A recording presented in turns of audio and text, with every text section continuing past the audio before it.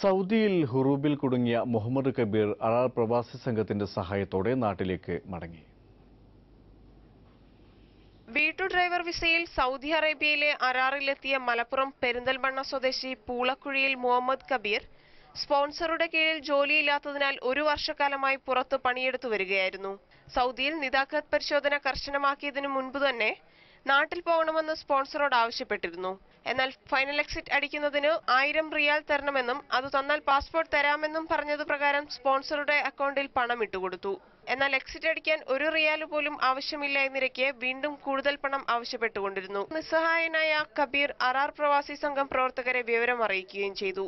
വിഷയത്തിൽ ഇടപെട്ട അറാർ പ്രവാസി സംഘം ജനറൽ സെക്രട്ടറി സക്കീർ തമരത്ത് ജവാസാത്ത് ജയിൽ മേധാവിയുമായി നടത്തിയ ചർച്ചയിൽ സ്പോൺസർക്ക് പണം ബാങ്ക് വഴി നൽകിയതിന്റെ രേഖകൾ ഹാജരാക്കിയതിനാലും തന്റേതല്ലാത്ത കാരണത്താൽ സ്പോൺസർ ഉറൂബാക്കിയതെന്നും ജയിൽ മേധാവിക്ക് ബോധ്യപ്പെടുത്താൻ കഴിഞ്ഞതിനാലും 1 റിയാൽ ചിലവില്ലാതെ ഹുറൂബ് പിൻവലിക്കാനും കഴിഞ്ഞു. 1 ദിവസം പോലും ജയിലിൽ കിടക്കാതെയും നാട്ടിൽ പോകാൻ കഴിഞ്ഞതിന്റെ സന്തോഷത്തിൽ അറാർ പ്രവാസി സംഘം പ്രവർത്തകർക്ക് നന്ദി പറഞ്ഞ് മുഹമ്മദ് കബീർ നാട്ടിലേക്ക് യാത്രയായി. News bureau, Saudi.